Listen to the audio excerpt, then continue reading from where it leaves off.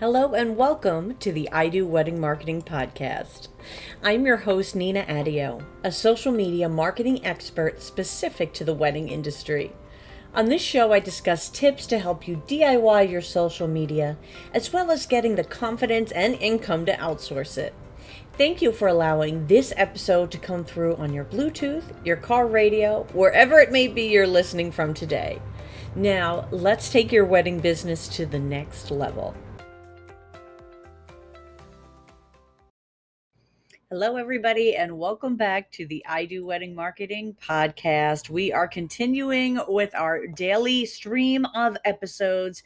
This is day 7, so it's been a week worth of content, guys. Some things you may have missed out on in the past week that you may want to check out is I did an episode on why I'm doing daily content and how this helps strengthen my skills. I did an episode on leads. Are they all created equal, and which ones deserve your time? Maybe you're spending too much time on leads. We discussed establishing yourself as an expert with one of my favorite tools. It's called Harrow.com, Help a Reporter Out. But you can hear all about that tool in episode 35. We had an interview all about branding for wedding businesses from Pauline Murphy of Politan Marketing. And we had a Q&A episode where I answered questions you left me on Instagram. So visit me on Instagram at I Do Wedding Marketing. Anytime you have questions, or maybe you've listened to an episode and you'd like a deeper dive. And yesterday we talked about an Instagram feature that I suspect you're not using. We're going to get into that feature a little bit today for today's topic, but you'll want to go back and listen to yesterday's episode. So here's where we are. I'm sitting in the apartment. The cat's sitting, I'm sitting. And I started writing out some topics, and I wanted to stop right away when I came up with this one. I just felt really inspired to talk about it. And that topic was promoting an event, or promoting. Most wedding professionals, you or wedding venues, you end up promoting showcases or maybe mini shoots, or um, type of in-house events. That's what we would call them at venues, when a venue would host their own event. So it's not a paid for event from an outside host, it's something they're hosting themselves. So you'll notice sometimes venues host holiday parties, they do an Easter Sunday, they may do themed nights like a psychic night, a country line dancing night, a bridal showcase. These are all in-house events. For smaller vendors, or vendors who are not venues, rather, they may do their own spotlight showcases. Photographers may do mini shoots. There's all sorts of fun events that we all host. But what do we do to promote them on social media? So let me get a bit into my backstory of how I started promoting these events.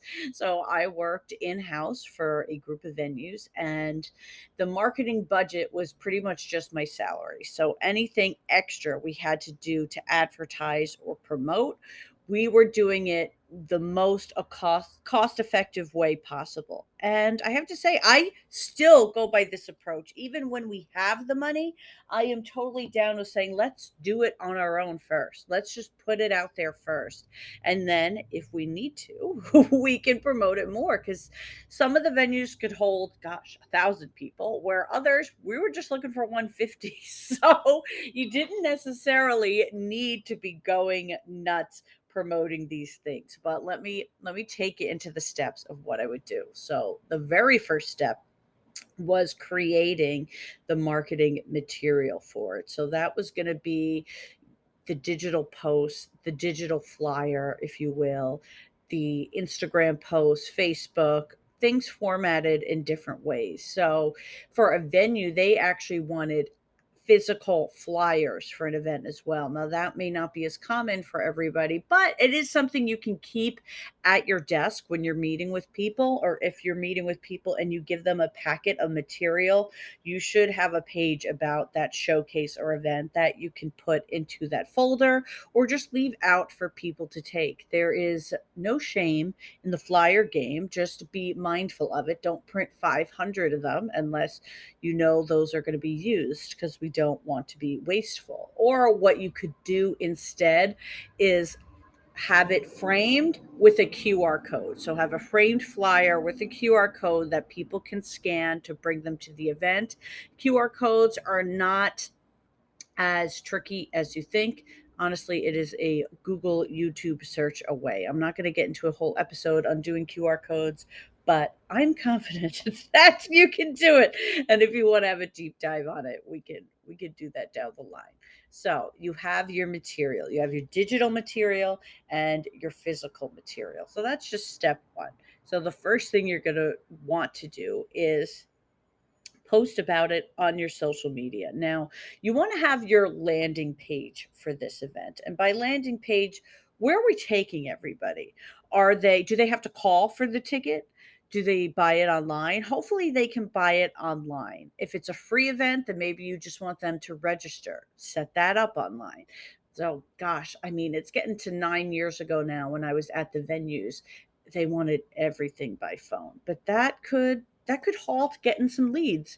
So having an online option for people to sign up, even if they don't end up showing, you're still getting that information that you want as a venue or for your vendors. You're getting that email address or phone number so you can be in touch, and maybe they couldn't make the showcase, but maybe they'll want to come in for a lead later. So definitely don't hesitate on setting this up online if you're a bit more old school like we were at the venue. It's Give it a shot. Give it a shot. Many people nowadays will have an Eventbrite link, which is an online ticket service. So you can create your event with Eventbrite where people can purchase their ticket online. And this way you don't have to have that integrated into your website or anything. So this is important to have next because everything you create online needs to lead people to where they buy the ticket. So after you create that page, the next thing you're going to do is post about it on all of your social media pages. So on your Instagram, on Facebook, even LinkedIn, post about it on there and get that initial buzz going. In addition to just posting on Facebook, I like to create a Facebook event for it. And I like to push that a lot on Facebook. Why? Because Facebook events will allow people, your audience, to invite other people. And they're then creating that organic buzz. So once somebody says they're interested in an event, then it's going to come up in their feed to their friends that so and so is interested in this event. Let's say Jennifer is interested in a bridal showcase. Jennifer's friends on Facebook are going to see she's interested. Jennifer can then share the event or invite other people to it. So now Jennifer's your hype girl. She's sending it to other people. You don't even have to do anything yet. And before you know it, it starts growing and people are sharing it saying, hey, so and so, and they tag them, maybe we should go to this. This looks like fun. And it gets an energy of its own. From there, okay, we did the basics. The next basic step is to do an email blast. If you don't have an email list or an email blast service, check your website, see if it's a newer website like through Wix or a modern iteration of WordPress. You may have something within it that you can use. Otherwise, it's as easy as setting up as the QR code. I use a service called MailChimp. There's one called Constant Contact. There's a lot of different services you can use. I would just watch a YouTube video and look into what's most cost effective for you or what would work out best for you. But you want to email this out to your email list. And if you don't have one, like I said, start gathering emails and creating one. If it's small, still send it. It's still going to make a difference. Let me tell you, one of my close friends worked answering the phones. She did everything at this venue, but she also would answer all the phones. So she would call me and go, "Did you just send an email blast? I'm getting all these calls about brunch." And I loved that because it was like getting that instant gratification that it works.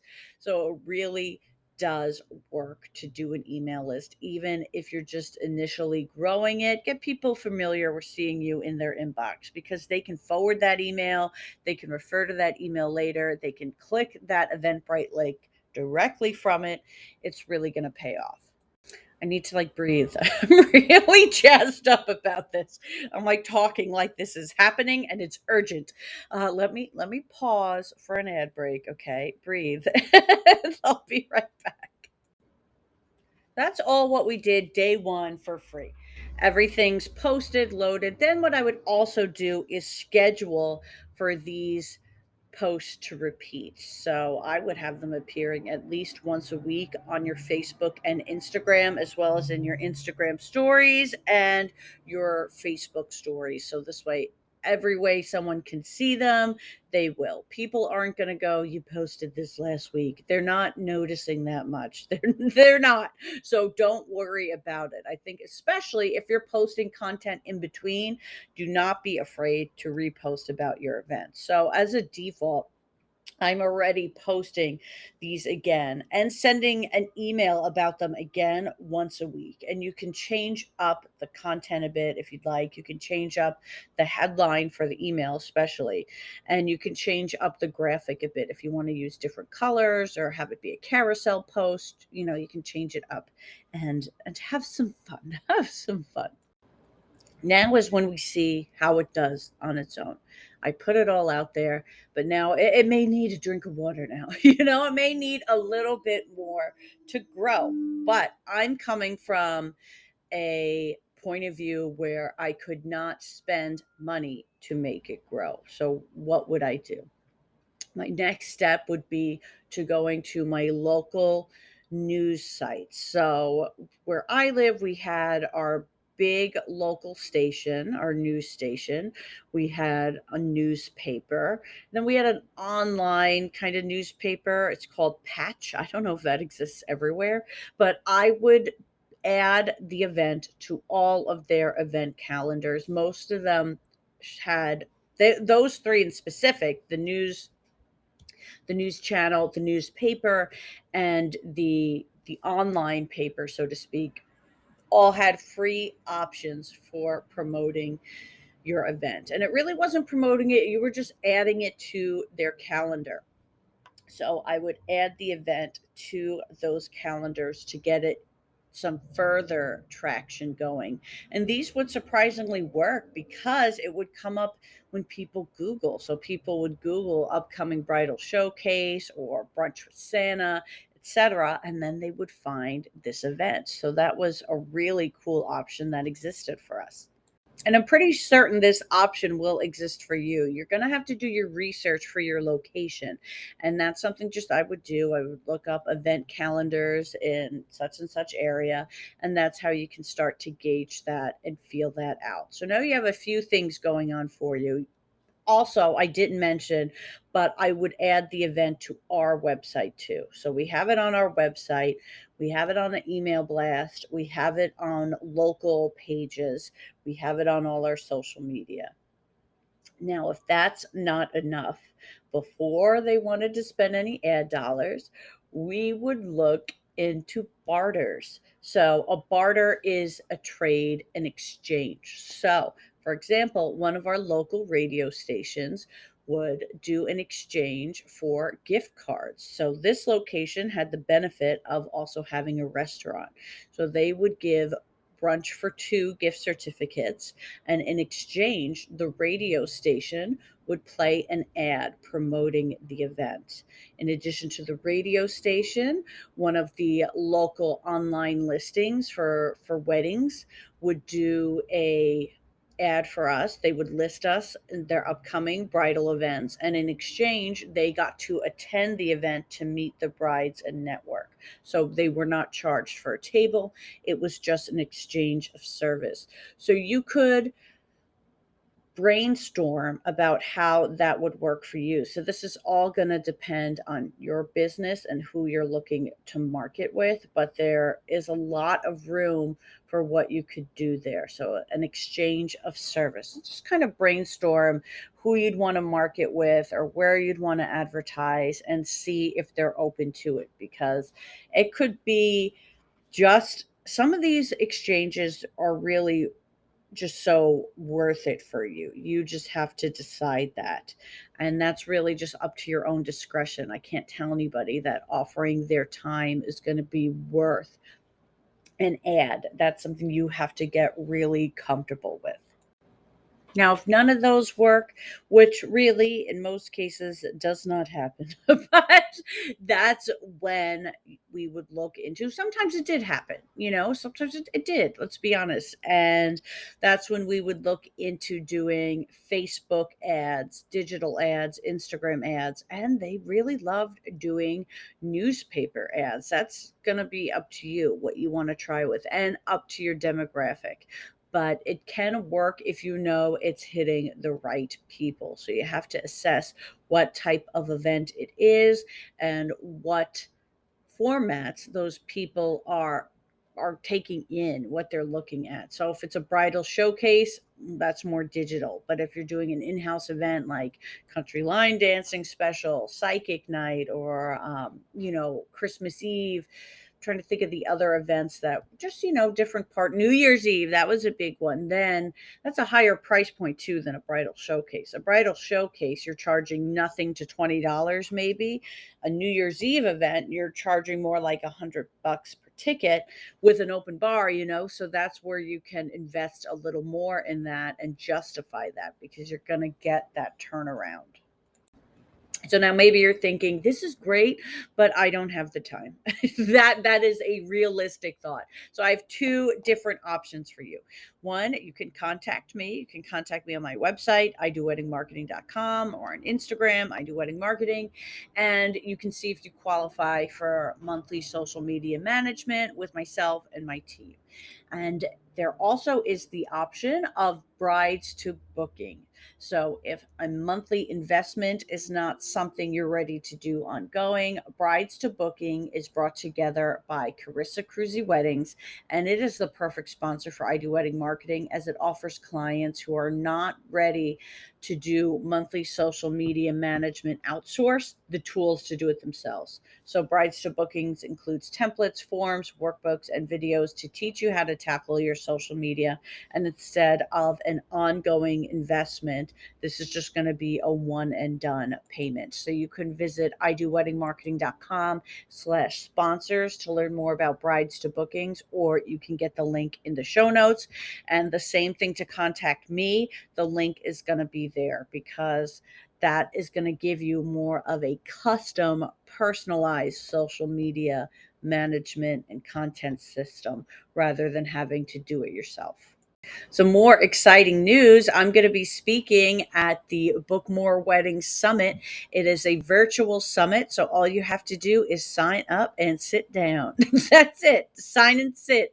And the free ticket gives you access to listen to everybody live, or you can purchase a ticket where you're going to have that content and a lot of extra add-ons with that forever. So I'm going to be talking about establishing yourself when you are just getting started in the business, but we have a lot of other fun topics that are going to be on this summit.